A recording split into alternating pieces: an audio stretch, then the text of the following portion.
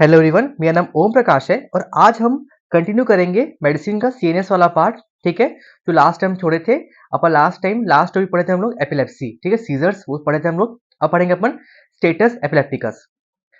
Current definition of status epilepticus is 5 minutes of ongoing seizures activity for convulsive status epilepticus. ठीक है, देखो status status epilepticus हम कब बोलेंगे? जब 5 मिनट तक आपको सीजर्स आ रहे हैं तब बोलेंगे, जो मेनली कौन सा होता है? जनरलाइज टोनिक क्लोनिक सीजर होता है। And 10 minutes for focal status epilepticus. 5 minute किसके लिए? जनरलाइज टोनिक क्लोनिक सीजर के लिए, और 10 मिनट किसके लिए? फोकल स्टेटस एपिलेप्टिकस के लिए। And absence status epilepticus. Status epilepticus is an emergency, ठीक है, and must be treated immediately. Cause क्या हो सकता है स्टेटस एपिलेप्टिकस का? एंटी कन्वर्जेंट विड्रॉल और नॉन कंप्लायंस। ठीक है, जो हम एंटी कन्वर्जेंट दिए थे एपिलेप्सी के लिए, हम उसको निकाल विड्रॉल कर दिए, तब ये हो सकता है। मेटाबॉलिक डिस्टर्बेंस, ठीक है, जैसे हाइपोग्लाइसीमिया, हाइपोनाइट्रीमिया, हाइपोकैल्सीमिया, इस अगर बहुत ज्यादा हो गया है, सीवियर केस में हो गया है, तब ये आ सकता है।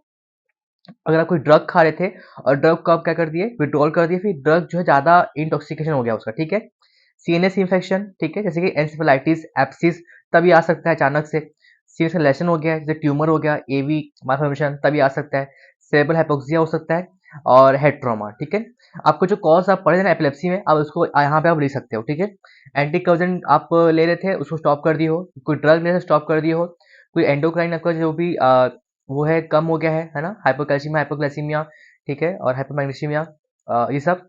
और सीनस में कोई इन्फेक्शन हो गया है, सीनस में, या सीनस में कोई लेजन हो गया है, या हेड में ट्रॉमा हुआ है, या सेरेब्रल हाइपोक्सिया हुआ है, तब ये सब हो सकता है। ठीक है, पैथोफिजियोलॉजी क्या है इसका? Seizures are sustained by excess excitation and reduce inhibition of neurons. ठीक है, सेम वही है। सीरस सीरस कैसे होता है? वही ग्लूटामेट जो है वो ज्यादा हो जाता है, गाबा कम हो जाता है। तो glutamate is the most common excitatory neurotransmitter and GABA is most common inhibitory neurotransmitter। ये पढ़े थे अपन लास्ट टॉपिक में। Failure of inhibitory process is increasingly thought to be the major mechanism leading to status epilepticus। Significant physiologic changes occur in status epilepticus, especially in generalized tonic-clonic seizures। तो क्या क्या हमको changes देखने को मिलेगा? Patient को tachycardia आएगा, tachycardia, hypertension, cardiac arrhythmia, hyperglycaemia with result from catecholamine search. ठीक है, अब देखो हुआ क्या कि ग्लाइसीमिया, ग्लूकोज का कंटेंट कम हो गया है ब्लड में, तो कैटेकोलामाइन रिलीज होगा। ठीक है, जो क्या करेगा? हाइपरग्लाइसीमिया कर देगा बॉडी में। ठीक है, ज्यादा ग्लूकोज निकाल देगा। तो पेशेंट को टैकिकार्डिया होगा, टैकिकार्डिया, उसका हार्ट बीट बहुत तेज हो जाएगा, उसका बीपी हाई हो जाएगा। ठीक है, और उसको कार्डियक में अरिथमिया आएगा, और उसको हाइपरग्लाइसीमिया फील होगा, जो जो कि रिजल्ट होता है from catecholamine surge. Blood pressure में decrease as seizures activity continue. ठीक है, जब सीजर की एक्टिविटी बढ़ते हैं तब ब्लड प्रेशर कम होता है। अब ये पढ़े अपन की body temperature may be increased as a result of vigorous muscle activity, वही लास्ट टॉपिक पढ़े थे अपन। And increase sympathetic drive. Marked acidosis, ठीक है, मार्क्ड एसिडोसिस भी हमको दिखता है, लेकिन ये हम इसको ट्रीट नहीं करते क्योंकि ये अपने आप ठीक हो जाता है। ठीक है, सेम पॉइंट है, वही लिखा है। It should not be treated as acidosis is known to have an anti convergent effect and resolve with termination of the seizure. Hypoxia occurs due to hypoxia occurs due to breathing getting affected. ठीक है, भाई हम सांस लेने में दिक्कत होता है, तो इसलिए ऑक्सीजन जा नहीं पाता अच्छे से, तो हाइपोक्सिया होता है उसको। ठीक है, तो अब वही सेकंड पॉइंट सेम है जो पढ़े थे अपन। Neural death occurs with prolong seizures due to abnormal neural discharge. ठीक है, हुआ क्या कि न्यूरल्स में अच्छे से आपका कैल्शियम आ गया है बहुत ज्यादा, और गाबा तो काम कर नहीं रहा है, और ग्लूटामेट भी आ गया है, तो क्या करेगा वो? न्यूरॉन्स को डैमेज कर देगा। ठीक है, neural death probably occurs due to inability to handle large increase in intercellular calcium. वही बोल रही है कि सेल के अंदर बहुत ज्यादा कैल्शियम आ गया है, जिसके कारण ये आपका डेथ हुआ। अब आते हैं इन्वेस्टिगेशन में, आते हैं क्या इन्वेस्टिगेशन? वही सीरम, सबसे पहले अपन को ब्लड शुगर देखना है ना, कंप्लीट ब्लड सीबीसी कराना है उसका, सीरम इलेक्ट्रोलाइट देखना है, कैल्शियम, मैग्नीशियम। ठीक है, लीवर और आरएफटी, लिवर फंक्शन टेस्ट, और रीनल फंक्शन टेस्ट को चेक करना है, टॉक्सिकोलॉजी स्क्रीन करना है हम लोग को, एंटी कन्वर्जेंट लेवल देखना है, आर्टियल ब्लड गैस देखना है। ठीक है, और अदर टेस्ट में क्या था? चेस्ट एक्सरे देख सकते हो आप, CT scan, MRI, lumbar puncture, और ब्लड कल्चर, और ईईजी ऑल्सो ऑप्टेन। ठीक है, वही सब है, सेम है जो अब आप पढ़ते हैं एपिलेप्सी में। Serum electrolyte, calcium, magnesium, blood sugar level, complete blood count, liver and RFT, LFT, और toxicology, anti convulsant level, arterial blood gas कितना है, हाइपोथेसिस चेक करने के लिए। बाकी आप लंबर पंचर करा दो, ईईजी करा दो, है ना, सिटी स्कैन करा दो, एमआरआई करा दो, चेस्ट एक्सरे करा दो, ब्लड कल्चर कर दो, ठीक है। ट्रीटमेंट क्या है? ट्रीटमेंट देखो, ये आपको ये फ्यूचर आपको बनाना आना चाहिए, ठीक है। तो पहले अपन क्या देंगे, इंजेक्शन देंगे, लोराज़ेपम देंगे अपन, क्योंकि आपका बेंज़ोडाज़ेपिन होता है। लोराज़ेपम देंगे 4 मिलीग्राम, और स्लो आईवी देंगे अपन, और डायज़ेपम देंगे अपन 10 मिलीग्राम, ठीक है। 4 मिलीग्राम देंगे लोराज़ेपम और 10 मिलीग्राम देंगे हम लोग डायज़ेपम। और अगर तब भी सीज़र कंटिन्यू हो रहा है तो हम फिर लगाएंगे फेंटन लगाएंगे अपन, ठीक है। फेंटन लगाएंगे, फिर सीज़र कंटिन्यू हो रहा है तो अपन फिर फेंटन लगाएंगे। और पहले पहले क्या था, 20 मिलीग्राम था ना, 20 मिलीग्राम था। अब क्या होगा, हम 5 से 10 मिलीग्राम और एक्स्ट्रा ऐड कर देंगे, गिव एडिशनल 5 से 10 मिलीग्राम। फिर अगर तब भी सीजर कंटिन्यू कर रहा है तो अपन फैट से फिनोबार्बिटॉल में आ जाएंगे अपन। और फिर उसके बाद फिर कंटिन्यू कर रहा है सीजर, तो फिनोबार्बिटॉल को अपन एडिशनल ऐड कर देंगे 5 से 10 मिलीग्राम। और फिर बाद में अगर फिर कंटिन्यू हो रहा है तो हम लोग को फिर उसको देना पड़ेगा एनेस्थीसिया विथ मिडाजोलम और प्रोपोफोल। तो ये आपका होता है ट्रीटमेंट उसका। तो सबसे पहले ट्रीटमेंट तो नॉर्मल लिखना ही कि टेक केयर करना है एबीसी को, air B breathing circulation, admit करना है आईसीयू में, इंट्यूबेट करना है, insert urinary catheter, do a brief medical and neurologic examination, stabilise IV line and send sample for investigation. Anti convergent drug देंगे अपन, है ना, वही पहले लोराज़ेपम देंगे, लोराज़ेपम डायज़ेपम देंगे, फिर आप फेंटन में आना। फेंटन को फिर ठीक नहीं हुआ तो वापस फेंटन देना और ऐड कर देना, और अच्छे से। फिर ठीक नहीं हुआ तो अब देना फिनोबार्बिटॉल देना, फिर ऐड कर देना फिर बार्बिटॉल, और फिर भी ठीक नहीं हो रहा है तो हम फिर लास्ट में ऐसे कर देंगे अपन, ठीक है। ये हो गया। अब आप बताइए कॉम्प्लिकेशन में आते हैं, तो क्या क्या हो सकता है इसको कॉम्प्लिकेशन में। मेटाबॉलिक एसिडोसिस हो रहा है तो उसमें लैक्टिक एसिडोसिस हो सकता है उसको, रैप्डोमाइसिस हो सकता है उसको, है ना। और अच्छे से वो सांस ले नहीं पा रहा है, ठीक है, उसका मूवमेंट जो है वो दिक्कत हो गया है, तो एस्पिरेशन निमोनिया हो जाएगा उसको। और रेस्पिरेटरी फेल हो सकता है उसका, कार्डियक इंजरी हो सकता है, और न्यूरल डेथ। बार बार क्या बोलते हैं, कैल्शियम का अंदर आ जाएगा तो न्यूरॉन्स का डेथ हो सकता है, ठीक है। ये हो गया आपका सीरस एफिलिटिकस कंप्लीट होता है। अब नेक्स्ट टॉपिक इंपॉर्टेंट है कि व्हाट इज पार्किंसोनिज्म, ठीक है। तो describe the aetiology, clinical features, diagnosis and management of Parkinson disease. Parkinson disease is a idiopathic slowly progressive degenerative disorder, ठीक है, characterised by resting tremor, stiffness, slow and decrease movement of decrease movement. तो होता क्या है parkinsonism, क्या होता है कि ये एक इडियोपैथिक है, हमको नहीं पता क्यों होता है ये, लेकिन अचानक से क्या होगा, ये धीरे धीरे बढ़ते जाएगा, स्लोली प्रोग्रेसिव होता है। ये डिजेनरेटिव डिसऑर्डर होता है। Degenerative disorder characterised by resting tremor, ठीक है। और उसमें ट्रेमर दिखेगा, हम लोग को ट्रेमर दिखेगा, बॉडी बहुत स्टिफ हो जाएगा, स्टिफनेस, और स्लो होगा एंड डिक्रीज्ड मूवमेंट, ठीक है। तो resting tremor, stiffness, slow and decreased movement, ठीक है, slow and decreased movement. Parkinson disease is idiopathic slowly progressive degenerative disorder characterised by resting tremor, stiffness, resting tremor दिखेगा, stiffness दिखेगा, slow and decrease movement, ठीक है, ब्रेडिकेनेसिया, मतलब कि movement कम हो जाएंगे उसके। James Parkinson, a physician based in London, first describe this condition, he is called the shaking palsy, मतलब कि बॉडी शेक करता है ना इसमें, तो द शेकिंग पाल्सी। एपिडेमिक में देखेंगे अपन, Parkinson disease is seen worldwide with a prevalence of 150 by 1 lakh. Its peak age of onset in the 60s। Rarely Parkinson disease begins during childhood और adolescence. Onset between age 21 and 40 is sometimes called early onset PD. Genetic disease causes are more likely in juvenile and early onset PD. It affects both sexes, ठीक है, ये दोनों sex को affect करता है। और it less prevalent in tobacco smoker than non smoker, ठीक है। ये एक अच्छा पॉइंट है कि जो स्मोक करता है उसमें कम होता है ये पार्किंसन डिजीज, ताकि नॉन स्मोकर के कंपेयर में। अच्छा, ये पॉइंट याद करने वाला है, ठीक है। तो बात है इटोलॉजी में आते हैं कि क्यों होता है ये। The exact etiology of Parkinson disease is unknown. Some factors possibly involved are. हो क्या रहा था हम लोग को कि बॉडी ट्रेमर दिखा था, ट्रेमर दिख रहा था, बॉडी बहुत स्टिफ हो गया था, और मूवमेंट जो थे बॉडी का कम हो गया था, डिक्रीज मूवमेंट हो गए थे। पहला क्या है आपका एमटीटीपी, इसको अपन इससे हाईलाइट करते हैं अपन, ठीक है। एमटीटीपी और जेनेटिक फैक्टर, ये दो कॉज के कारण हो सकता है। MPTP, minor dose of methyl phenyl tetrahydropyridine, a toxic product of heroin, can cause severe Parkinsonism. अच्छा, जो हीरोइन होता है ना, हीरोइन लेते हैं लोग, स्मैक लेते हैं एज स्मैक, तो उसका एक टॉक्सिक होता है प्रोडक्ट, क्या होता है, माइन्यूट डोज ऑफ, क्या नाम है इसका, मिथाइल टेट्रा हाइड्रोपैरिडीन, ठीक है। Methyl phenyl tetra hydropyridine, methyl phenyl tetra hydropyridine, ठीक है, एमपीटीपी। ये टॉक्सिक प्रोडक्ट है हीरोइन का, जो काफी कॉज कर सकता है, पार्किंसोनिज्म कॉज कर सकता है। एमपीटीपी like herbicides have been implicated in the causation of PD। ये एमपीटीपी हो गया। अब आते हैं जेनेटिक फैक्टर में आते हैं। There is clustering of early onset Parkinson disease in some families, ठीक है। Mutation in the parkin gene on chromosome 6, parkin gene on chromosome 6 have been found in family with autosomal recessive case of PD. मतलब कि अगर आपकी genetic में है Parkinson gene होता है क्रोमोसोम 6 में, तभी कॉज हो सकता है। दो है एमपीटीपी और जेनेटिक फैक्टर। अब आते हैं पैथोलॉजी में आते हैं।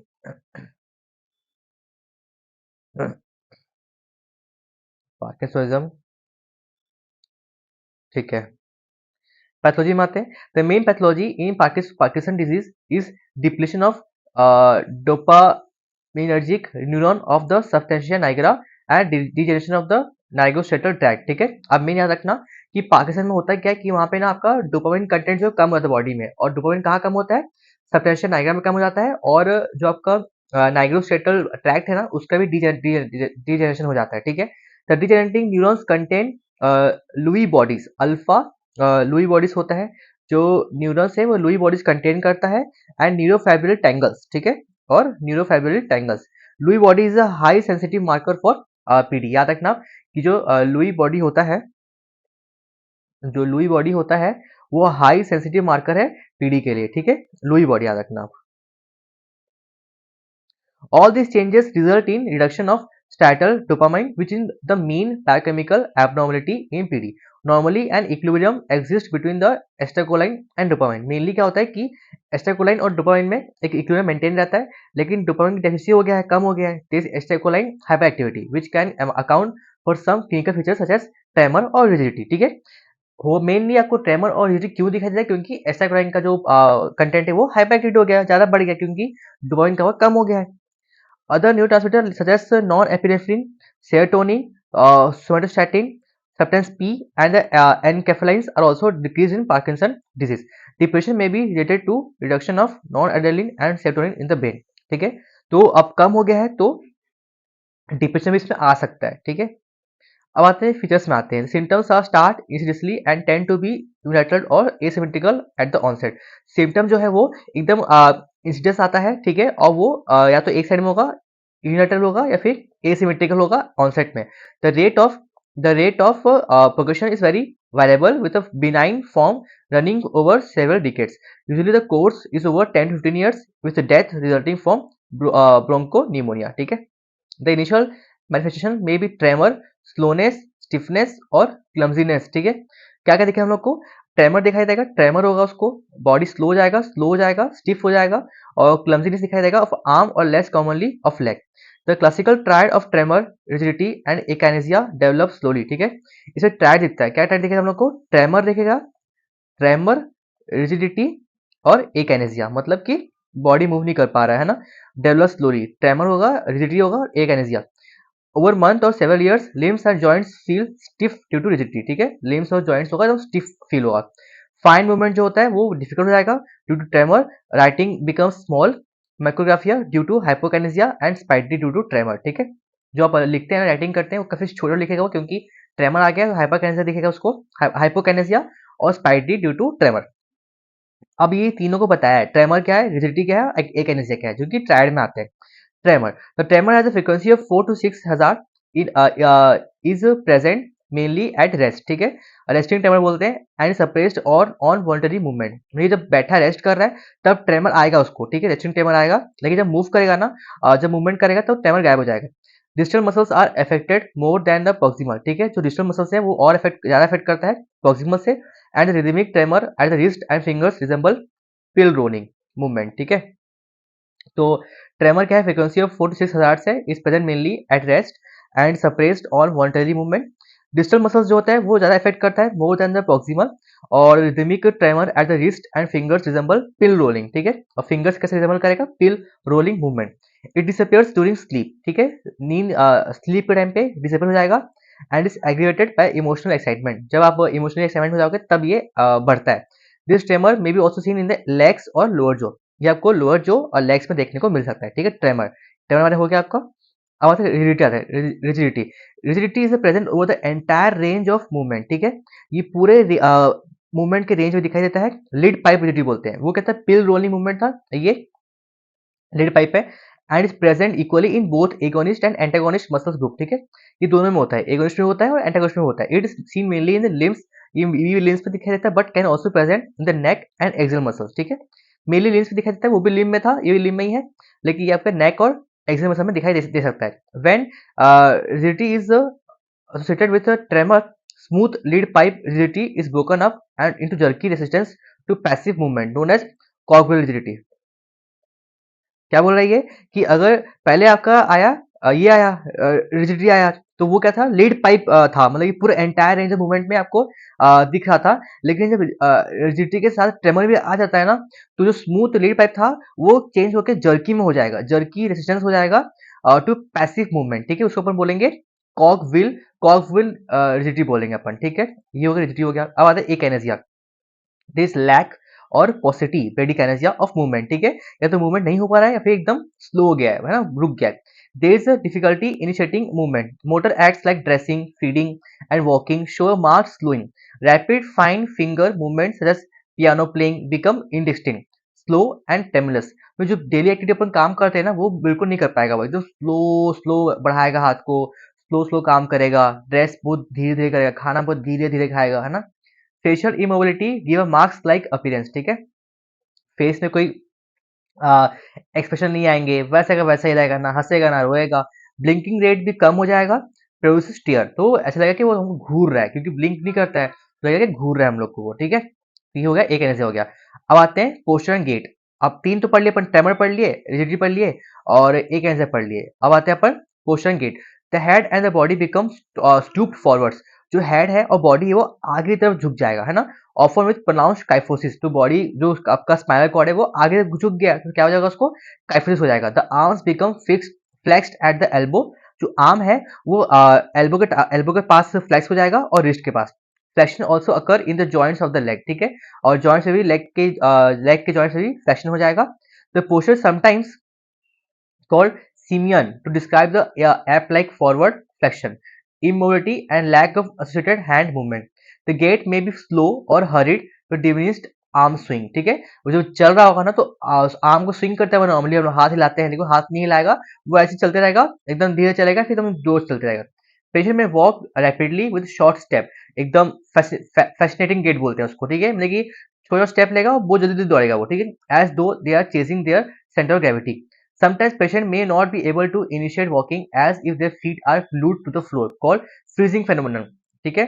ऐसा लगेगा कभी कभी कि वो चाह तो रहा है कि चलना है, लेकिन चल नहीं पाएगा, उसको फ्रीजिंग फेनोमेनन दिखाई देगा उसको। Balance deteriorates and falls are common in later stage of Parkinson disease, ठीक है। ये हो गया। अब ये तो गेट का हो गया। अब स्पीच में आते हैं। स्पीच क्या होगा, speech is initially a monotonous and later become slurred, ठीक है, as result of akinesia, tremor and rigidity. तो उसको एकिनेसिया हो गया है और ट्रेमर भी आ रहा है, तो पहले क्या होगा, पहले तो बहुत धीरे-धीरे बोलेगा, बाकी बाद में उसका जो स्पीच है वो काफ़ी स्लर्ड हो जाएगा, है ना? ये तो स्पीच का हो गया। अब आते हैं cognitive, autonomic and sensory disturbance क्या होता है। Patient with PD often become passive and disinterested in daily activity, मतलब कि वो क्या होगा, उसको अब अच्छा नहीं लगेगा कोई काम करने से, चुप चुप बैठे रहेगा, क्योंकि वो धीरे काम कर रहा है, काम कर नहीं पा रहा है, उसको मजा नहीं आएगा। Slowness of thought process and inattentiveness are often seen, उसका थॉट प्रोसेस काफी स्लो हो जाएगा और काफी वो अटेंशन से काफी वीक हो जाएगा। Anxiety and depression are more common, ठीक है। अब सही बात है यार, ऐसा कोई काम कर नहीं पाएगा, डेली एक्टिविटी काम नहीं कर पा रहा है, एक ही जगह बैठा हुआ है, तो उसको बहुत घबराहट फील होगा, एंजाइटी फील होगा और डिप्रेशन फील होगा उसको। Cognitive disturbance suggestive of frontal lobe dysfunction, जो अपना कॉग्निटिव डिस्टर्बेंस होता है, हमको ये बताता है कि ये इसके साथ फ्रंटल लोब में कुछ दिक्कत हुआ है। डिमेंशिया में develop in the later stage, बाद में वो चीजों को भूलने लग जाएगा, डिमेंशिया हो जाएगा, ठीक है। Autonomic dysfunction such as constipation, increased frequency of micturition, nocturia and orthostatic hypotension में अकर, बाद में आपका उसको क्या बोलते हैं, म्यूटेशन फ्रीक्वेंसी बढ़ जाएगा उसका, है ना। और उसको कॉन्स्टिपेशन फील होगा, कॉन्स्टिपेशन, रात को नींद नहीं आएगा, है ना। और खड़े खड़े उसको क्या बोलते हैं, हाइपोटेंशन हो जाएगा, उसको बीपी गिर जाएगा। Skin is greasy and sweating, जो स्किन है वो काफी ग्रीजी रहेगा और स्वेटिंग रहेगा। Subjective sensory dysfunction such as muscle pain, abdominal discomfort, dysaesthesia in feet में भी प्रेजेंट, ठीक है। मसल में पेन होगा उसको, एब्डोमेन में डिस्कम्फर्ट होगा, ये सब आपको दिखेगा। अब आते हैं आप कैसे डायग्नोस कैसे करोगे। Diagnosis made by clinical feature, there is no lab test to confirm the diagnosis. है कोई लैब टेस्ट नहीं है, आपको फीचर्स देख के आपको पता करना है इसको। New imaging should be done, city MRI if any other disease is suspected. अगर पीडी के साथ कोई और डिजीज लग रहा है तो हम सिटी स्कैन एमआरआई करेंगे। PD must be differentiated from the other disease shown below which cause slowness and decreased cognitive function. और किस किस में आपको बॉडी में स्लोनेस और कॉग्निटिव फंक्शन दिखता है? अल्जाइमर डिजीज हो गया, अल्जाइमर, ठीक है, multi infarct dementia, hypothyroidism, depression, normal pressure hydrocephalus, ठीक है, हाइपोक्सिक ब्रेन डैमेज, ये सब आपको दिखाई देता है। बार बार हेड में इंजरी हो रहा है, बॉक्सर्स में होता है रिपीटेड हेड इंजरी, तब ये स्लोनेस आ जाता है ना। हेड इंजरी हो गया है, अल्जाइमर डिजीज हो गया है, और आपका अल्जाइमर डिजीज, डिमेंशिया, हाइपोथायरॉयडिज्म, है ना। और अल्जाइमर, डिमेंशिया, हाइपोथायरॉयडिज्म, बार बार रिपीटेड इंजरी हो रहा है, हेड में इंजरी हुआ है, depression, hypothyroidism, normal pressure hydrocephalus. Treatment क्या है? Treatment of Parkinson disease can be divided into non pharmacologic, pharmacologic and surgical. नॉर्म में क्या होगा? नॉर्म में क्या है कि अपन एजुकेट करेंगे, education of both patient and his family about the disease, emotional and psychological support to the patient, है ना, उसको इमोशनली और साइकोलॉजिकल सपोर्ट देंगे। Regular physical exercise, physiotherapy and speech therapy में keep the patient more active, ठीक है। उसको regular बोलेंगे कि आप एक्सरसाइज करते रहिए, उसको फिजियोथेरेपी कराएंगे और स्पीच थेरेपी कराएंगे, तो पेशेंट को एक्टिव रखेंगे। Good good nutritious diet rich in fibre, ठीक है, ताकि कॉन्स्टिपेशन ठीक हो जाए उसका। अब आते हैं कि अपन ड्रग्स में क्या क्या देंगे हम लोग। एक है आपको डोपामाइन एगोनिस्ट, क्योंकि डोपामाइन कम हो जा रहा है बॉडी में, तो डोपामाइन का एगोनिस्ट देंगे अपन। Dopamine agonist monotherapy is the initial treatment of choice for most of the symptomatic patient. These drugs act directly on postsynaptic dopamine receptor, primary D2 type. Compared to the levodopa, they are longer active and thus provide a more uniform action. ठीक है, ये कहाँ ये main क्या होता है कि dopamine agonist क्या है, ये आपका डायरेक्ट पोस्ट सिनेप्टिक न्यूरॉन्स में वर्क करता है, और वहाँ पे डी टू रिसेप्टर में वर्क करके डोपामाइन रिलीज करता है। ये लीवोडोपा से ज़्यादा अच्छा रहता है, लॉन्गर एक्टिंग रहता है, और ये अच्छा यूनिफॉर्म एक्शन प्रोवाइड करता है। They can be combined with carbidopa, levodopa and also with the anticholinergic and amantadine, ठीक है। एग्जांपल्स ऑफ, अब देखो, एस्टाकोलिन का हाइपर एक्टिविटी हो गया है और डोपामाइन का हाइपो हो गया है, तो डोपामाइन अपन प्रोवाइड करेंगे और एस्टाकोलिन रोकेंगे, दूसरे अपन एंटीकोलिन देंगे, तो अपन इसको ऐड कर सकते हैं। एग्जांपल्स क्या क्या है और डोपामाइन एगोनिस्ट का, याद कर लेते हैं अपन। प्रामिपेक्सोल, रोपिनारोल, प्रीग्लोलाइड और ब्रोमोक्रिप्टिन, ठीक है, याद कर लो। प्रामिपेक्सोल, रोपिनारोल, प्रामिपेक्सोल, रोपिनारोल और ब्रोमोक्रिप्टिन, है ना, प्रीगोलाइड, ब्रोमोक्रिप्टिन, प्रामियाजोल, ठीक है, प्रामिपेक्सोल और ब्रोमोक्रिप्टिन और प्रीगोलाइड, ठीक है। और एक है रोटिकोटिन, रोटिकोटिन एक नया ड्रग है। Rotigotine is a new drug which can be given transdermally, ये अपन ट्रांसडर्मली दे सकते हैं अपन रोटिकोटिन को once, and can provide more continuous dopaminergic stimulation than other drug. ये तो हो गया आपका डोपामिन एगोनिस्ट हो गया। क्या क्या है? प्रामिपेक्सोल, रोटिडिन और ब्रोमोक्रिप्टिन, ठीक है। अब आता है levodopa carbidopa combination. Carbidopa is combined with levodopa because carbidopa blocks the peripheral decarboxylation of the levodopa into the dopamine and thus reduce the symptom of nausea and orthostatic hypotension। ठीक है, क्या बोल रहा है ये कि कार्बिडोपा को हम लोग लेवोडोपा के साथ जोड़ देते हैं, क्योंकि कार्बिडोपा क्या करेगा, वो जो लिवोडोपा जो डोपामाइन चेंज होता है ना, तो वो फिर नोजिया और वोमिटिंग से कराता है, तो कार्बिडोल देने से क्या करेगा, वो ब्लॉक कर देगा पेरिफेरल डिकार्बोक्सिलेशन, तो उसके कारण ये नोजिया वोमिटिंग नहीं आएगा। Also more levodopa become available to cross the blood brain barrier, ठीक है। जो लिवोडोपा है वो ब्लड ब्रेन बैरियर को क्रॉस नहीं कर सकता, इसलिए अपन देते हैं कार्बिडोपा, ताकि वो ब्लड ब्रेन बैरियर को क्रॉस कर सके and act in the brain as dopamine can not cross the blood brain barrier, क्योंकि डोपामाइन जो है वो ब्लड ब्रेन बैरियर को क्रॉस नहीं कर सकता, इसलिए अपन लेवोडोपा देंगे ताकि लेवोडोपा अंदर घुस के फिर वहां डोपामाइन चेंज हो जाए। Treatment should be started with low dose and gradually increased.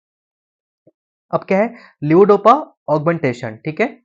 This drugs augment the action of levodopa, ये लिवोडोपा नहीं है लेकिन ये उसके एक्शन को सिमुलेटिव रहता है। इसका नाम क्या है? सेलिगिलिन, ठीक है। Selegiline is selectively and irreversible MAO B inhibitor, ठीक है। Typically selegiline is used as initial therapy और is added to alleviate tremor और levodopa associated wearing off effect. Selegiline can cause insomnia, ठीक है, इंसोम्निया कॉज कर सकता है। रासाग्लिनिन, सेमिग्लिनिन, रासाग्लिनिन, ठीक है। रासाग्लिनिन, रासाग्लिनिन क्या है? वो एक सिमिलर है इसका मतलब कहता है रोटीगोटिन, है ना? रोटीगोटिन ये क्या है? Rasagiline is similar to selegiline with same mechanism of action and is well tolerate in the early and late stage. इसका फायदा क्या है? Advantages of rasagiline over selegiline is are once a day dosing, ठीक है? हमको एक दिन में एक ही देना है और no chance of hypertensive crisis में patient consume tyramine which can happen with selegiline, ठीक है? अगर टायरामाइन ले लेगा बॉडी तो वो हाइपरटेंसिव कैसे दिखा देगा? सेलिग्लिन के साथ। तो अगर अपन रासाग्लिन देंगे तो ये चीज नहीं दिखाएगा। एक और आपका है the catechol O methyl transferase, वो इनहिबिटर, क्या क्या नाम है उसका? एंड एंटाकैपोन और tolcapone. Entacapone tolcapone also augment the effect of levodopa by blocking the enzymatic degradation of levodopa and dopamine, ठीक है? तो एंटाकैपोन और टोलकैपोन, ये हो गया आपका लेवोडोपा ऑगमेंटेशन, सैलिग्लिन और रासाग्लिन याद कर लेना, और लेवोडोपा कर्व याद कर लेना, और डोपामाइन एगोनिस्ट, ठीक है? जिसमें आपका ब्रोमोक्रिप्टिन और प्राइमरी पैक्सोल और पिरिगोलाइड वो सब आ जाएगा। अब आते हैं एंटीकोलिनर्जिक और amantadine. This drug can be used along with levodopa. Anticholinergic are useful for controlling the rest tremor and dystonia. Amantadine has both anticholinergic and dopaminergic properties, ठीक है?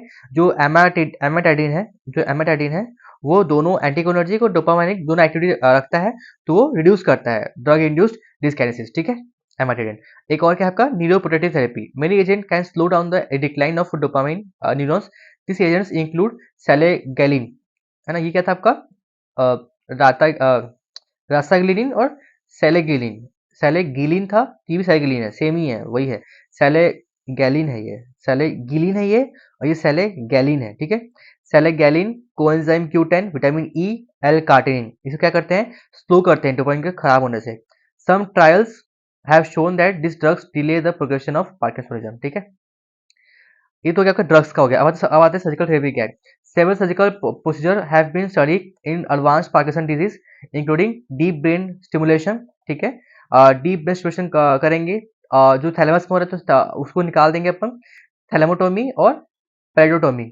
Deep brain stimulation causes effect similar to surgery due to high frequency stimulation of subthalamus and pallidum without producing a lesion, ठीक है? जो deep brain stimulation है वो same effect दिखाता है जो हम सर्जरी के तब दिखाता है, और ये बल्कि लेसन भी प्रोड्यूस नहीं करता, ठीक है?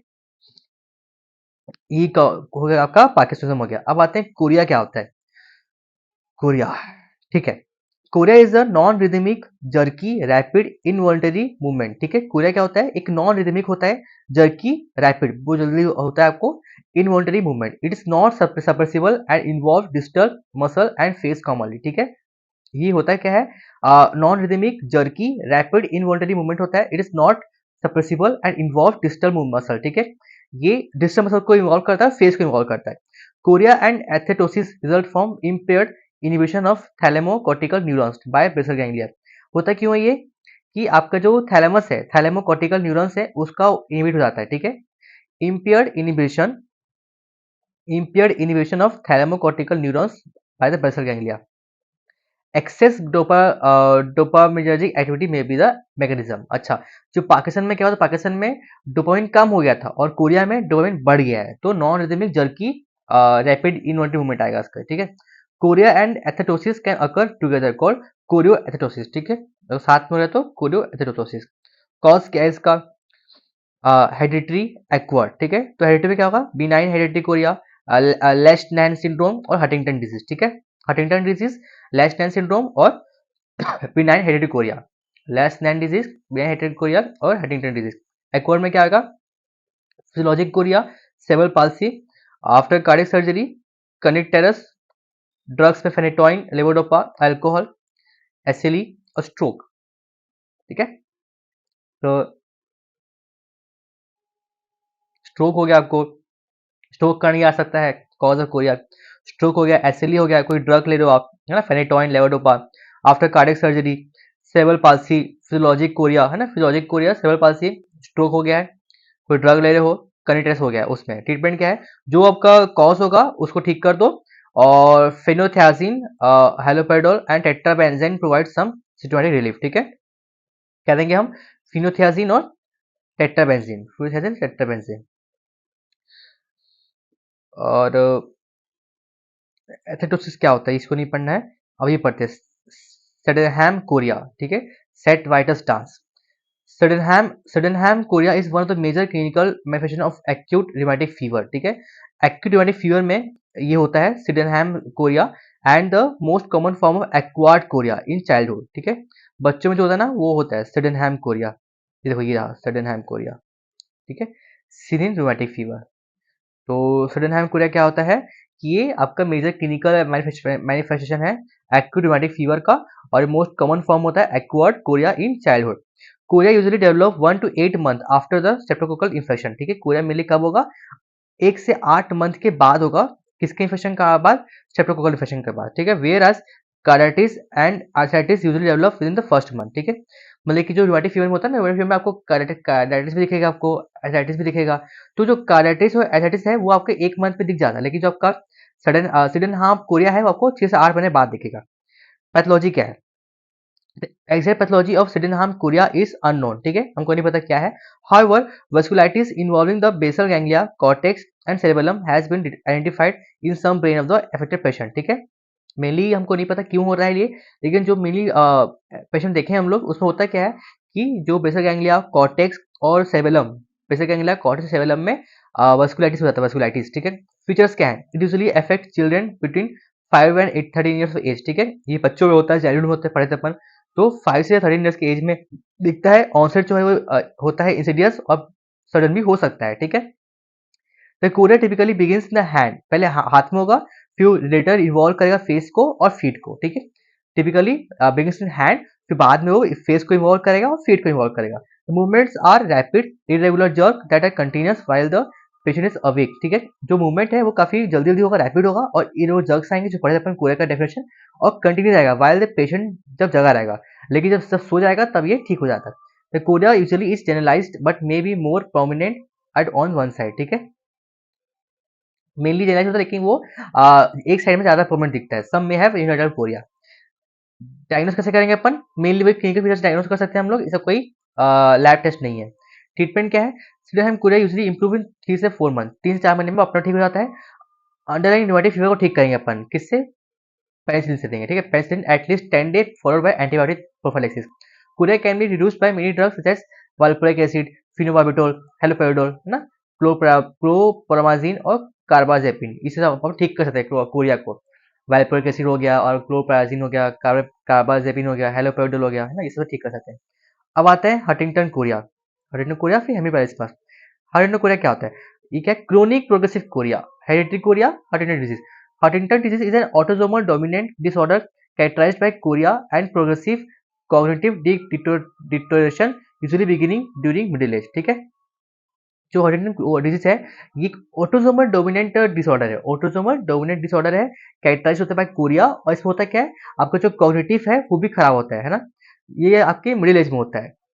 Huntington disease result from an gene mutation, ठीक है। इसमें होता क्या है कि आपके जीन में हो जाता है mutation, causing abnormal repetition of the DNA sequence, ठीक है। बार बार रिपीट होता है डीएनए सीक्वेंस। कैग, कैग बोलते हैं ना, जो जीन है वो कैग जीन है, which codes for the amino acid glutamine. Resulting gene product a large protein called Huntington accumulate in the neurons and leads to disease through unknown mechanism, ठीक है। फिर क्या होता है कि जो जीन प्रोडक्ट निकलता है लार्ज प्रोटीन, जो कि अपन हंटिंगटन बोलते हैं, वो न्यूरॉन्स में एक्टिवेट हो जाता है और वो डिजीज कॉज करता है। Symptoms and signs develop instantly starting at about 35 to 40 age. The disease is progressive and patient usually die 10 to 15 years after the onset of due to motor dysfunction and dementia, ठीक है। ये 35 से 40 as में होता है, और फिर 10 से 15 साल में आदमी मर जाता है क्योंकि उसको मोटर का डिस्फंक्शन हो गया है और उसका डिमेंशिया हो गया है। क्लिनिकल फीचर्स जैसे कि कोरिया, कोरिया दिखेगा उसमें, कोरिया गेट में डिस्टर्बेंस दिखेगा, emotional disturbance, dementia and postural instability, ठीक है। Chorea, gait disturbance, emotional disturbance और डिमेंशिया और पोस्चरल इंस्टेबिलिटी, ठीक है। ये होगा क्या? कोरिया होगा, गेट में दिक्कत होगा, डिमेंशिया होगा और पोस्चरल इंस्टेबल हो जाएगा, और कॉग्निटिव डिस्टर्बेंस, इमोशनल डिस्टर्बेंस रहेगा वो, ठीक है। Diagnosis based on the clinical features, family history and genetic testing. Treatment क्या है इसका? सिम्टोमेटिक है। द साइकोसिस may be improve with neuroleptic agent such as haloperidol, pimozide and thioridazine. Anxiolytics and antidepression में भी यूजफुल इन सम पेशेंट, ठीक है। Anxiolytic और एंटीडिप्रेशन में अपन दे सकते हैं। ये तो क्या आपका हंटिंगटन कोरिया क्या होता है। अब आते हैं हेमीप्लेजिया। हेमिपेलिस्मस क्या होता है? Hemiballismus hemiballismus is unilateral rapid non rhythmic non suppressible violent flinging movement of the proximal arm of leg. ये क्या होता है आपका? एक ही साइड में होता है। यूनिलैटरल होता है, यूनिलैटरल रैपिड बहुत जल्दी होता है, नॉन रिदमिक, ठीक है, एकदम रिदमिक नहीं होता, नॉन रिदमिक नॉन सप्रेसिबल, ठीक है, non rhythmic non suppressible violent flinging movement of the proximal arm और leg. It is actually a severe coarse form of chorea. ये कोरिया का एक अलग सीवियर फॉर्म है हेमिपेलिस्मस, ठीक है। फिंगलिंग वॉलेंट फिंगलिंग मूवमेंट हो रहा है, नॉन रिदमिक हो रहा है, लेकिन ये नॉन सप्रेसिबल हो रहा है। It's usually unilateral hemiplegismus, but rarely it can be bilateral called pelismus. It is usually caused by infarction और hemorrhage, ठीक है। ये मेनली क्यों होता है? आपकी infarction और hemorrhage के कारण होता है in the contralateral subthalamic nuclei, ठीक है। Other causes are abscess, AV malformation, cerebral trauma, tumor and multiple sclerosis involving the subthalamic nucleus, ठीक है। अब drugs use in chorea are useful for hemiballismus. क्या क्या है ड्रग जो कोरिया में यूज करते हैं अपन, वो अपन इसमें यूज कर सकते हैं, but disorder usually subsides spontaneously with several week, ठीक है। लेकिन जो डिसऑर्डर है वो अपने आप ठीक हो जाता है कुछ वीक्स के बाद। Prolonged disabling and medically intractable hemiballismus can be treated with contralateral thalamotomy और पेप्टोटोमी, ठीक है। अगर बहुत ज्यादा लंबा टाइम तक डिसेबिलिटी आ रहा है उसको, तो हम क्या करेंगे, उसको ट्रीट करें कैसे? जो उसका जिस साइड में हुआ है ना, उसकी कॉन्ट्रालैटरल में अपन थैलेमस को निकाल देंगे, थैलेमोटोमी और पेप्टिलोटोमी कर देंगे अपन, ठीक है। ये इसका हो जाएगा हेमिपेलिस्मस हो जाएगा, हेमिपेलिस्मस। अब हम आते हैं नेक्स्ट टॉपिक का इंपॉर्टेंट है, एक और भी इंपॉर्टेंट था रुको, हेमिपेलिस्मस। आज हम स्टार्ट किए थे स्टेटस एपिलेटिकस पढ़े थे, स्टेटस एपिलेटिकस, ठीक है। और फिर उसका पढ़े अपन, तो उसमें आप जो एपिलेप्सी पढ़े हो वही आप लिख सकते हो। और फिर हम नेक्स्ट टॉपिक पढ़े अपन की पार्किंसनिज्म क्या होता है। तो पार्किंसनिज्म में ना एक वो भी था, पार्किंसन पढ़े थे ना हम लोग, ये पार्किंसन का वो क्या है, कैसे अपन उसको classification of parkinsonism. Parkinsonism is a clinical syndrome presenting with any combination of bradykinesia, rest tremor, rigidity, postural instability. Most common cause of Parkinsonism is Parkinson disease, which is idiopathic. तो primary parkinsonism जो कि idiopathic है, Parkinson disease बोलते हैं। Secondary में क्या आएगा? Drug और टॉक्सिन के कारण हो सकता है, vascular, post trauma, normal pressure, hydrocephalus, ठीक है। और Parkinson plus syndrome, multi system, progressive supra nuclear palsy और मल्टी सिस्टम एट्रोफी, डिमेंशिया, ठीक है। और हाइड्रोडिजेनेटिव पार्किंसनिज्म, विल्सन डिजीज याद कर लो बस इसे, ठीक है। क्या क्या है ये? Primary secondary parkinsonism plus syndrome और हेड्रोडिजेनेटिव, मतलब कि हेड्रोडिजेनेटिव पार्किंसनिज्म है। तो प्राइमरी में तो वही आ जाएगा, पार्किंसन डिजीज आ जाएगा। सेकेंडरी में ड्रग, वस्कुलर, प्रोस्ट्रोमा, इंजरी है ना, वो सब आ जाएगा। और पार्किंसन प्लस सिंड्रोम में multi system multiple system atrophy और डिमेंशिया आ जाएगा। और हेड्रोडिजेनेटिव में विल्सन डिजीज आ जाएगा, ठीक है। ये पढ़ लिया था अपन, ये थोड़ा छूट गया था। और फिर उसके बाद कोरिया पढ़े अपन, कोरिया पढ़ लिए क्या होता है, रैपिड जो होता है ये क्यों होता है, डोपामिन का इंक्रीज इसलिए हो जाता है ये। फिर हंटिंगटन कोरिया पढ़ लिए, फिर पेलिस्मस पढ़ लिए, ठीक है। उसके बाद फिर हमको पढ़ना है, ठीक है, उसके बाद पढ़ना है हम लोग को जो डिजीज अफेक्ट करता है स्पाइनल कॉर्ड को।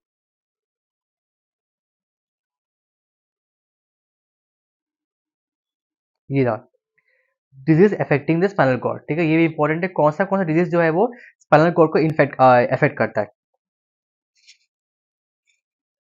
Spinal cord problems are generally referred to as myelopathy which are as follows, ठीक है। स्पाइनल कॉर्ड के प्रॉब्लम्स को अब हम लोग मेनली मायोलोपैथी से यूज करते हैं, टर्म यूज करते हैं, ठीक है। तो दो टाइप का होता है मायोलोपैथी, एक होता है कंप्रेसिव मायोलोपैथी, एक होता है नॉन कंप्रेसिव मायोलोपैथी, ठीक है। क्या क्या है? कंप्रेसिव मायोलोपैथी और नॉन कंप्रेसिव मायोलोपैथी। जो कंप्रेसिव है वो भी आपका बोथ टाइप का है, ठीक है। कंप्रेसिव में क्या है? एक एक्स्ट्राड्यूरल, इंटरड्यूरल और इंट्रामेडुलरी, ठीक है। तो हम देखते हैं अपन कि कंप्रेसिव है और एक नॉन कंप्रेसिव है, लेकिन जो कंप्रेसिव है उसका तीन टाइप है, एक्स्ट्राड्यूरल मतलब ड्यूरल के बाहर, ठीक है, इंटरड्यूरल मतलब ड्यूरल के अंदर, और एक मेडुलर के अंदर, इंट्रामेडुलरी। तो एक्स्ट्राड्यूरल में क्या आएगा? टीबी स्पाइन, है ना, और एपिड्यूरल एब्सिस हो गया है, और एपिड्यूरल ट्यूमर, जितने भी एपिड्यूरल में आएगा सब आ जाएगा। सर टीबी स्पाइन हो गया, epidural abscess, epidural tumour, spinal metastasis, disc prolapse, है ना, और इसे याद की जरूरत नहीं है। अब याद रख लो एपिड्यूरल एब्सिस, एपिड्यूरल ट्यूमर और टीबी स्पाइन और स्पाइनल का मेटास्टेसिस हो गया है, ठीक है। ये हो गया एक्स्ट्राड्यूरल हो गया। अब आते हैं इंटरड्यूरल, मेनिंजियोमा, न्यूरोफाइब्रोमा। क्या हो जाएगा इंटरड्यूरल में? मेनिंजियोमा होगा और न्यूरोफाइब्रोमा होगा। मेनिंजियोमा, न्यूरोफाइब्रोमा, इंटरड्यूरल, ठीक है। इंटर वो क्या था? एक्स्ट्राड्यूरल, एक्स्ट्राड्यूरल आपका एवी माइफॉर्मेशन, ठीक है। और ये केस में इंटरड्यूरल एवी माइफॉर्मेशन और मेनिंजियोमा और न्यूरोफाइब्रोमा। और ये ये आपका आ गया इंटरड्यूरल में आ गया। एक्स्ट्राड्यूरल, इंटरड्यूरल। अब आते हैं इंटरमेडुलरी, सिंजोमेलिया और एस्ट्रोसाइटोमा, ठीक है। सिंजोमेलिया और एस्ट्रोसाइटोमा ये आपका हो जाएगा इंट्रामेडुलरी। एक्स्ट्राड्यूरल, इंट्राड्यूरल और इंट्रामेडुलरी, इसमें क्या होगा? सिंजोमेलिया और एस्ट्रोसाइटोमा। अब आते हैं नॉन कंप्रेसिव में क्या क्या है। तो नॉन कंप्रेसिव कंप्रेस नहीं कर रहा है। Transverse myelitis, radiation myelopathy, AIDS myelopathy, spinal cord का इंफेक्शन हो गया है, मल्टीपल स्क्लेरोसिस और ट्रॉपिकल स्पैस्टिक पैराप्लेजिया, ठीक है। क्या क्या है इसमें? Transverse transverse myelitis, radiation myelopathy, transverse radiation, AIDS है ना, ट्रांसवर्स हो गया, रेडिएशन हो गया, एड्स हो जाएगा, ट्रॉपिकल स्पैस्टिक, मल्टीपल स्क्लेरोसिस ये आ जाएगा। अब अगर कोई भी स्पाइनल कॉर्ड में डिजीज हुआ है तो हमको क्या क्या फीचर्स क्या देखेंगे हम लोग को, तो वो देखते हैं। कंप्लीट का देखेंगे, hemisection cord, central cord का देखेंगे, फिर ट्रांसवर्स माइलाइटिस पढ़ना है, ठीक है। तो क्या क्या देखेंगे हम लोग को? Spinal cord can be affected both horizontally and vertically to variable extent, ठीक है। स्पाइनल कॉर्ड क्या है वो या तो हॉरिजॉन्टली इफेक्ट हो सकता है, वर्टिकली इफेक्ट हो सकता है, ठीक है। तो वही है। तो clinical features depend on how much of the spinal cord is involved horizontally and how much involved vertically, ठीक है, डिपेंड करता है। horizontally lesions of the spinal cord can be grouped into various clinical pattern syndrome as shown in figure 5.15। देखो ये रहा, ये horizontal जो है वो किया गया, इसको ग्रुप किया गया है horizontally। ये तो वो है क्या बोलते हैं, हाँ ये रहा आपका ipsilateral loss of tactile discrimination and position and vibration sensation of from the leg, ठीक है। अगर यहाँ पे हो रहा है तो वहाँ पे टेक्टाइल डिस्क्रिमिनेशन जो लॉस हो जाएगा इप्सिलेटर उसी साइड में, और पोजीशन का लॉस होगा और वाइब्रेशन का लॉस होगा, सेंसेशन ऑफ लेग। इप्सिलेटर स्पास्टिक पैरासिस, ठीक है। स्पास्टिक पैरासिस का लॉस होगा।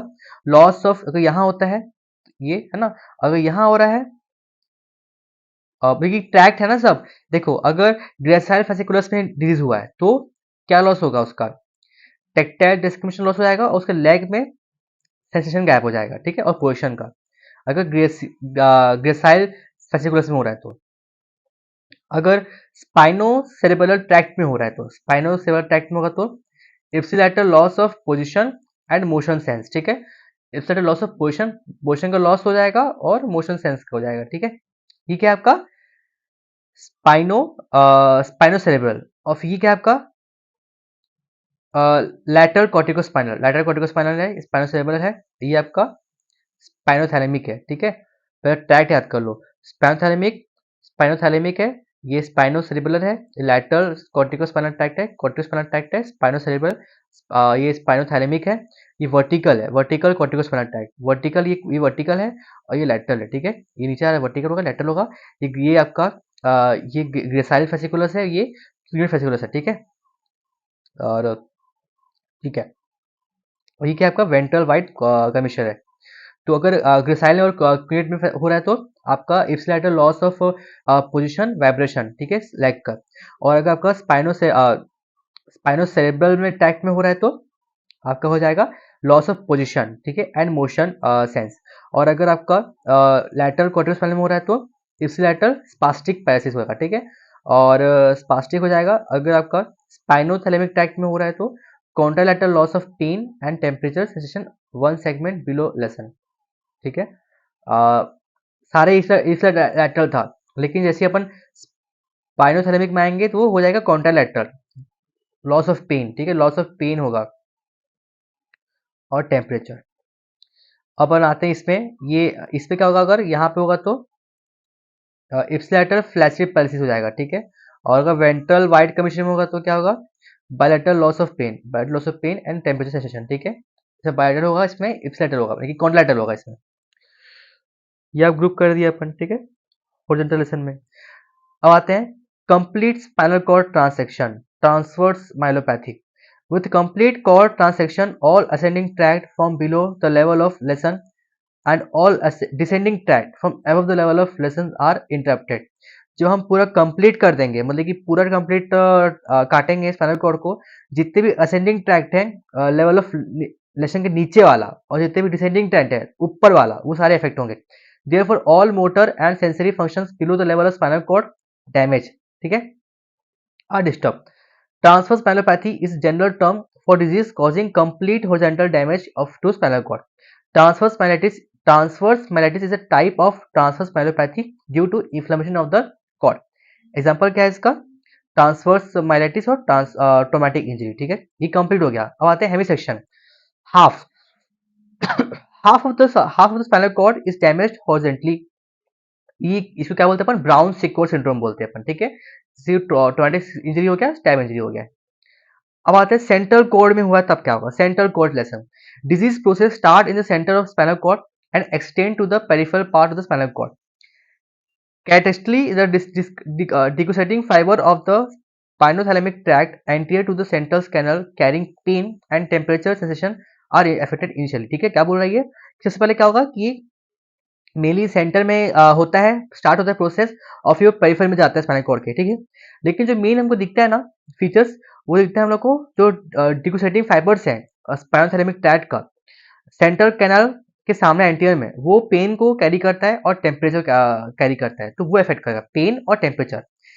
This result in loss of pain and temperature sensation with the preservation of fine touch and proprioception. ठीक है, एग्जांपल क्या है? सिरिंजोमेलिया और एपेंडाइमा. ये देखो ये रहा, ये कंप्लीट कॉर्ड ट्रांसेक्शन है. ये ब्राउन सेकोर सिंड्रोम का है. ये सेंट्रल का है, मतलब यहीं पे बस होगा सिरिंजोमेलिया. और ये पोस्टोलैटरल कॉलम सिंड्रोम है, ऊपर पोस्टोलैटरल. ठीक है, पोस्टोलैटरल. ये पोस्टर कॉलम्बस है, ये पोस्टर कॉलम्बस है. और ये एंटीरियर हॉर्न सेल, ये एंटीरियर हॉर्न सेल का है. ठीक है, बेस्ड वर्टिकल लेवल में आएंगे. ये अपन हॉरिजॉन्टल पर पढ़ लिए, हॉरिजॉन्टल वाला पढ़े अपन, ये पूरा ही पढ़े. ठीक है, डायग्राम बना के आना, खुश हो जाएगा एग्जामिनर. अब आते हैं वर्टिकल में आते हैं. तो एट और अबव C5. ठीक है, C5 के पास से C5 के ऊपर, और एक C5 C6 के 6 में आएगा, C6 और C7 के बीच में, C7 C8 के बीच में, C8 और T1 के बीच में, और T1 और कोनस इन मेडुलरीज के बीच में. ठीक है, तो अगर C5 में और C5 के ऊपर अगर आ रहा है, लेसन हो रहा है, तब क्या होगा? तब रेस्पिरेटरी पैरालिसिस और क्वाड्रिप्लेजिया. ठीक है, रेस्पिरेटरी पैरालिसिस होगा, क्वाड्रिप्लेजिया होगा. C5 के ऊपर आ रहा है तो. C5 और C6 में आ रहा है तब क्या होगा? लेग का हो जाएगा, पैरालिसिस हो जाएगा, रिस्ट का, हैंड का. ठीक है, C5 6 में आएगा तो सिर्फ लेग का होगा, रिस्ट का होगा, हैंड का होगा, और शोल्डर एब्डक्शन में वीकनेस हो जाएगा, एल्बो फ्लेक्शन नहीं कर पाएगा वो. ठीक है, loss of biceps and brachioradialis reflex. ये C5 C6 का हो गया. अब आते हैं बिटवीन C6 और C7, तब क्या होगा? वही लेग, रिस्ट और हैंड का, लेकिन इसमें जो शोल्डर मूवमेंट है वो कर सकता है वो. ठीक है, C7 और C8 में क्या होगा? ट्राइसेप का रिफ्लेक्स लॉस होगा, और आपका लेग और हैंड का हो जाएगा पैरालिसिस. ठीक है, C8 से T1 में हॉर्नर सिंड्रोम होता है. ठीक है, C8 T1 वो होता है आपका क्लम्पिस पैरालिसिस, तो उसमें हॉर्नर सिंड्रोम भी आता है. क्या होता है हॉर्नर सिंड्रोम? कंस्ट्रेटेड प्यूपिल होता है, टोसिस होता है, फेशियल एनहाइड्रोसिस होता है. फर्स्ट टॉपिक ये हम लोग पढ़े थे सीएनएस में.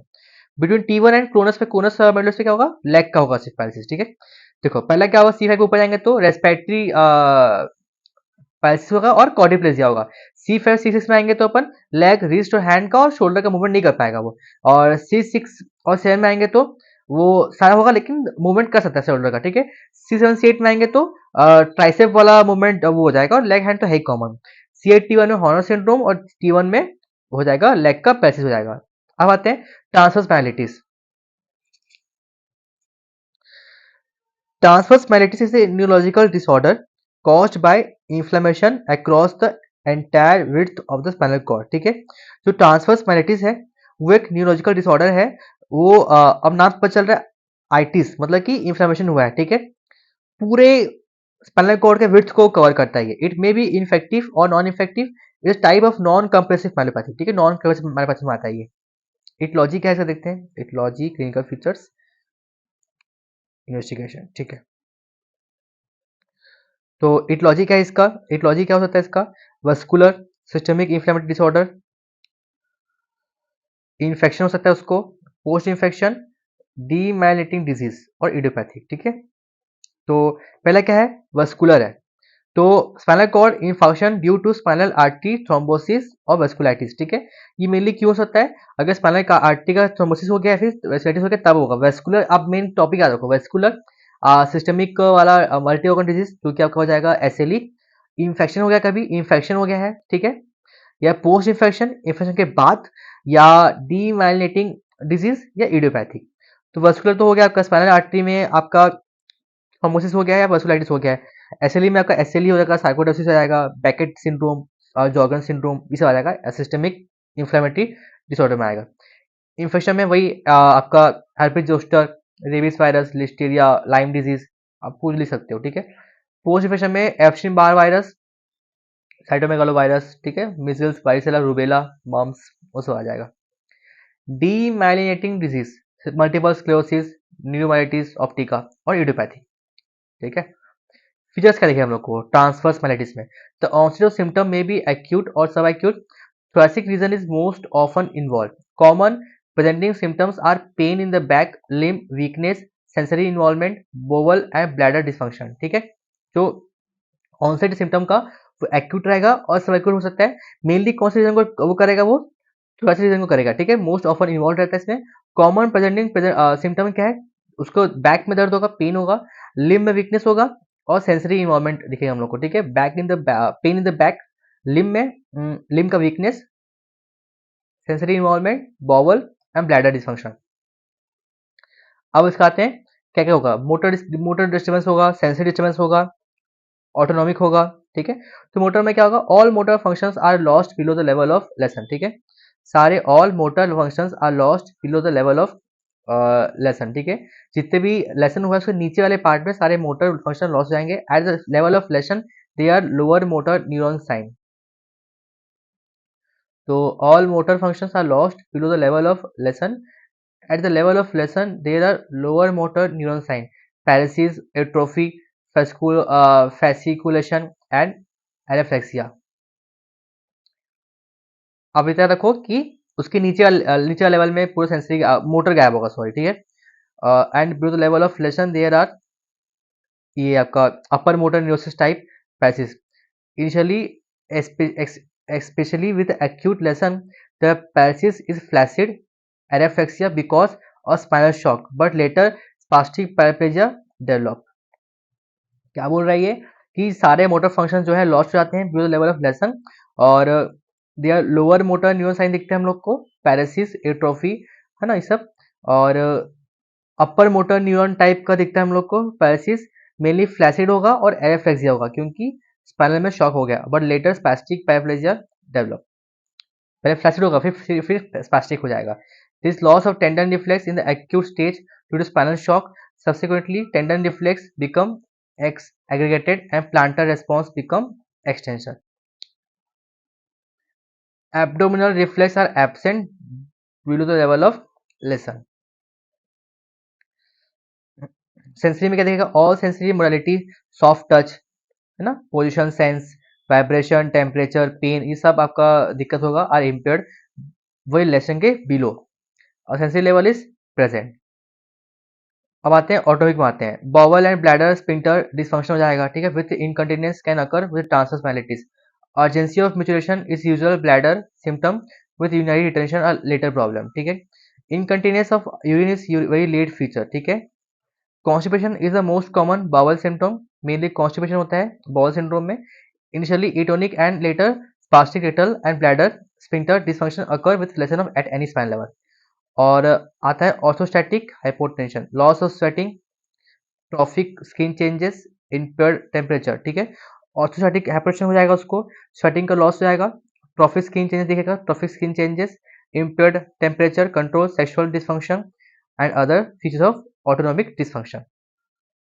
अब आते हैं कैसे अपन इसको कैसे डायग्नोस करेंगे। एमआरआई कर देंगे स्पाइनल कॉर्ड का, rule out any alternate pathology, abscess, mass etcetera, और सीएसएफ सेल काउंट देखेंगे, प्रेशर देखेंगे जो कि नॉर्मल होता है normally, but there is increase in protein content. ठीक है, प्रोटीन कंटेंट बढ़ जाता है। ट्रीटमेंट क्या है कि स्किन का, ब्लैडर का, बाउल का और फिजियोथेरेपी देंगे अपन, केयर करेंगे। ट्रीटमेंट ऑफ चॉइस क्या होता है इडियोपैथिक के लिए, या आईवी देंगे अपन मिथाइल पेनिसिलिन स्टेरॉइड, ठीक है। If a cause is identified, treatment should be directed towards that, ठीक है। ये हो गया। अब फिर क्या है आपका, describe the aetiology, features, DD, composition और मैनेजमेंट ऑफ पैराप्लेजिया। अच्छा, पैराप्लेजिया, पैराप्लेजिया, पैराप्लेजिया बचा है। फिर रोम्बस एंड छोटा सा ही है।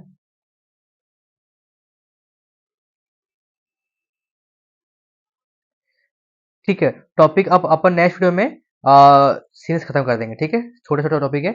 अल्जाइमर, अल्जाइमर डिजीज बचा है, पैराप्लेजिया बचा है, ठीक है। और मैक्सिमम ग्रेविस बचा है, ठीक है। फिर हो जाएगा खत्म। ठीक है, हम नेक्स्ट वीडियो में स्टार्ट करते हैं पैराप्लेजिया से। Thank you.